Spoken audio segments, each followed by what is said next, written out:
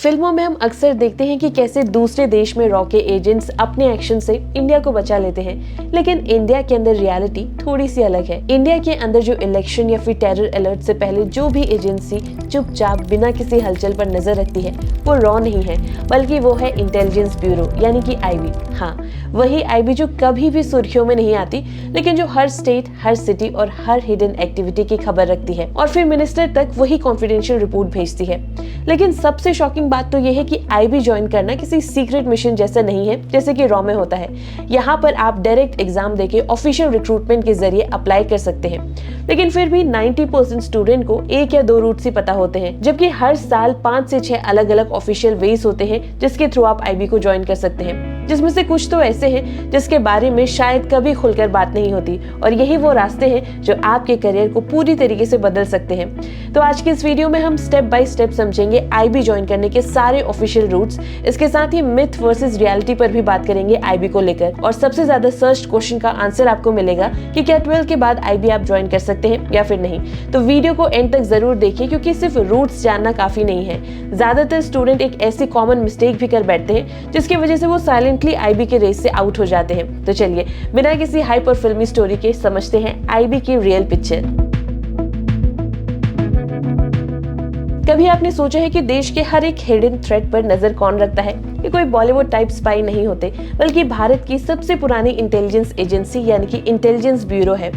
IB ministry of home affairs के under काम करती है और इसका फोकस होता है इंटरनल इंटेलिजेंस, यानी कि देश के अंदर क्या हो रहा है उसकी खबर रखना।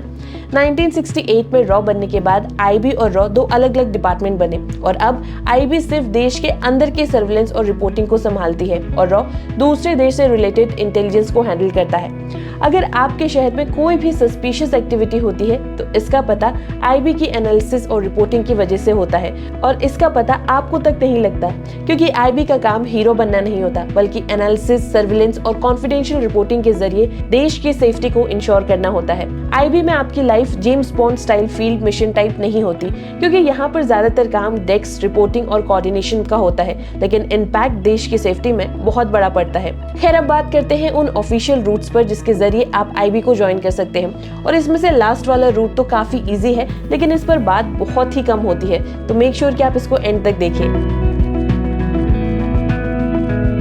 आईबी ज्वाइन करने के मल्टीपल पाथवेज होते हैं, लेकिन जो सबसे ज्यादा स्टूडेंट गूगल में सर्च करते हैं वो है कि 12th के बाद आईबी कैसे ज्वाइन करें। खैर, इस पर हम थोड़ी देर में बात करेंगे, लेकिन उससे पहले बात कर लेते हैं कुछ सबसे ज्यादा पॉपुलर और ऑफिशियल वेज जिसके थ्रू आप आईबी को ज्वाइन कर सकते हैं, क्योंकि यहीं पर मैक्सिमम स्टूडेंट कंफ्यूज हो जाते हैं। तो जो सबसे पॉपुलर और वेल नोन रूट है वो है असिस्टेंट सेंट्रल इंटेलिजेंस ऑफिसर, यानी कि IBACIO।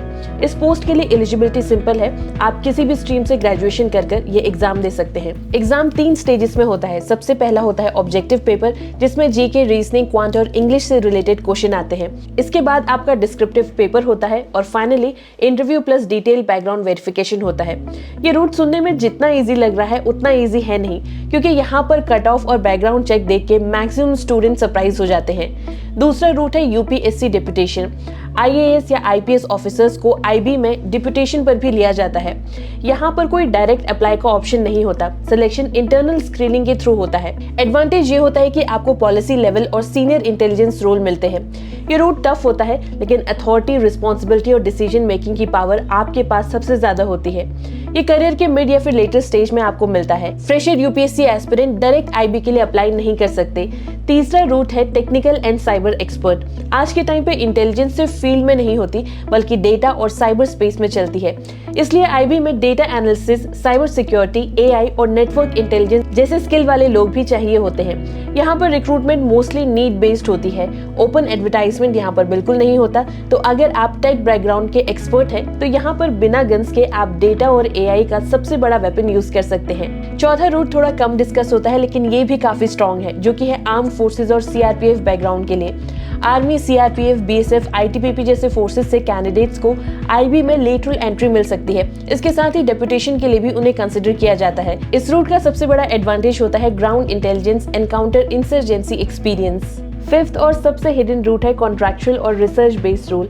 ये रोल थोड़े रेयर होते हैं, लेकिन ये बिल्कुल रियल है। इसमें लैंग्वेज एक्सपर्ट, एरिया स्पेशलिस्ट और फॉरेन लैंग्वेज एक्सपर्ट जिनको Arabic, Chinese, north east language आती है, उनको लिया जाता है।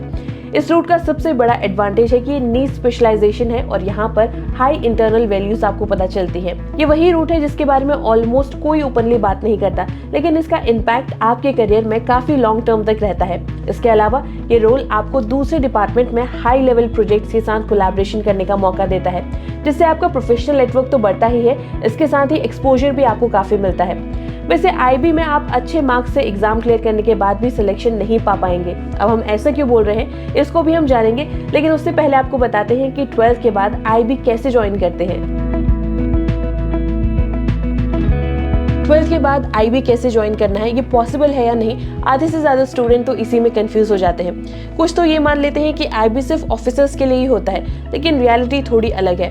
फैक्ट ये है कि आप 12th के बाद भी आईबी ज्वाइन कर सकते हैं, लेकिन यहाँ पर सबसे पहली बात क्लियर कर देते हैं कि आप डायरेक्ट ऑफिसर लेवल की पोस्ट 12th के बाद नहीं ज्वाइन कर सकते।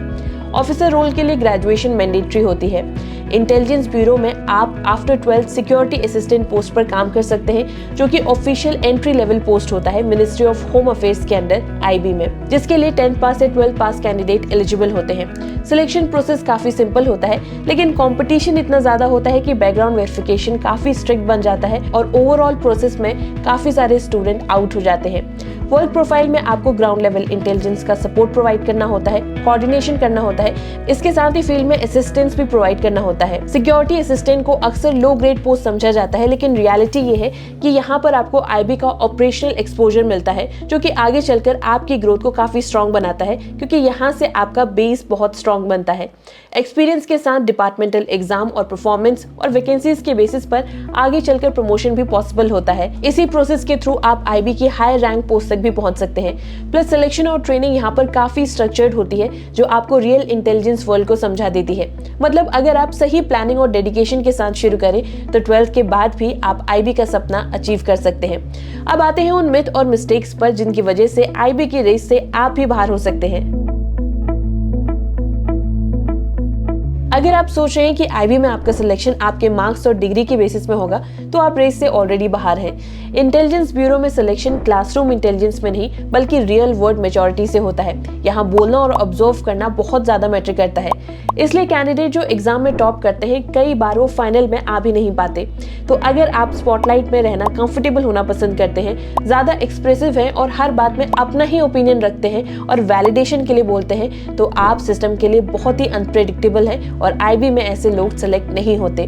यहाँ पर आपका सोशल मीडिया में आप कैसे बिहेव करते हैं, कैसा कंटेंट कंज्यूम करते हैं, किसको सपोर्ट करते हैं, पब्लिक में रिएक्ट कैसे करते हैं, ये सब कुछ साइलेंटली जज किया जाता है। एक और बड़ा मिथ ये है कि आईबी ज्वाइन करने के बाद सोसाइटी में आपकी पावर और रैंक दोनों बढ़ जाती है, लेकिन रियलिटी ये है कि यहाँ पर आपको बिना नाम, बिना क्रेडिट और बिना कंप्लेंट के काम करना होता है। तो जब तक आप कंट्रोल, डिसिप्लिन और मेंटली साइलेंट नहीं होते, तब तक सिस्टम आप पर इंडिया की सिक्योरिटी का भरोसा नहीं करता। खैर, अगर आपको लग रहा है कि सिलेक्शन के बाद आपकी लाइफ मूवी की तरह थ्रिल से भर जाएगी, तो आप गलत हैं। अब हम ऐसे क्यों बोल रहे हैं, आइए जानते हैं।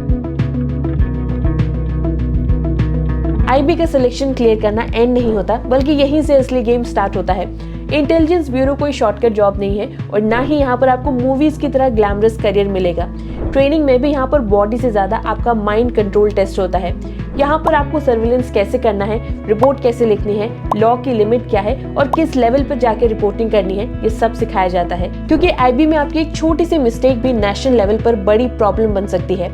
वैसे ज्यादातर स्टूडेंट सोचते हैं कि आईबी में आपको फील्ड लेवल में जाके एक्शन करने का मौका मिलता है, लेकिन ऐसा कुछ भी नहीं होता।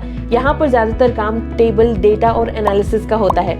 इन्फॉर्मेशन को समझना, पैटर्न निकालना, डेली रिपोर्ट बनाना ही आपका रूटीन होता है। यहाँ पर आपको एक्शन और थ्रिल नहीं देखने को मिलता, बल्कि यहाँ पर आपकी रिपोर्ट की एक्यूरेसी मैटर करती है। और हाँ, प्रमोशन भी इंस्टेंटली यहाँ पर नहीं मिलते हैं। प्रमोशन का प्रोसेस यहाँ पर थोड़ा सा स्लो है, लेकिन अगर आप डिसिप्लिन, कंसिस्टेंसी, ट्रस्ट के साथ काम करते हैं, तो स्टेप बाय स्टेप आप आगे बढ़ सकते हैं। शॉर्टकट यहाँ पर काम नहीं करता। और सबसे बड़ी रियलिटी है सीक्रेसी। अगर आप आईबी में काम कर रहे हैं, तो अपनी रिपोर्ट्स आप किसी और को नहीं शेयर कर सकते, इवन अपने फ्रेंड तक को। आपको स्पॉटलाइट में रहे बिना काम करना होगा और हाई मेटल प्रेशर को हैंडल करना आपको आना चाहिए। अगर ये आप नहीं कर पा रहे हैं तो आप आईबी के लिए नहीं बने हैं। तो ये थी complete details IB recruitment process को लेकर। तो अगर आप ऑफिसर लेवल रोल के लिए टारगेट कर रहे हैं तो मेक श्योर कि अपनी स्ट्रैटेजी कॉलेज के टाइम से ही बेहतरीन बना के रखें। ग्रेजुएशन के साथ साथ एग्जाम की प्रिपरेशन भी करें। इसके साथ ही ग्रेजुएशन किसी भी स्ट्रीम से हो, बट मेक श्योर कि जीके, करंट अफेयर और रीजनिंग को स्ट्रॉन्ग बना के रखें। इंटेलिजेंस ब्यूरो उन लोगों को सिलेक्ट करते हैं जो लो प्रोफाइल में रहकर लॉन्ग टर्म तक काम करना चाहते हैं। तो अगर आप अटेंशन, फेम और क्विक प्रमोशन चाहते हैं तो आईबी को अपने लिस्ट से आउट कर दीजिए। लेकिन अगर आप स्टेबिलिटी, रिस्पॉन्सिबिलिटी और सिस्टम के अंदर रहकर इम्पैक्ट क्रिएट करना चाहते हैं तो आईबी एक रियलिस्टिक ऑप्शन है। अगर आपको ये वीडियो पसंद आया हो तो इसे लाइक और शेयर जरूर करें, क्योंकि इस वीडियो का पर्पस कोई फॉल्स होप देना नहीं बल्कि आपके कंफ्यूजन को क्लियर करना था। एजुकेशन की ऐसे ही लेटेस्ट अपडेट के लिए अभी फॉलो करें सर्व ज्ञान।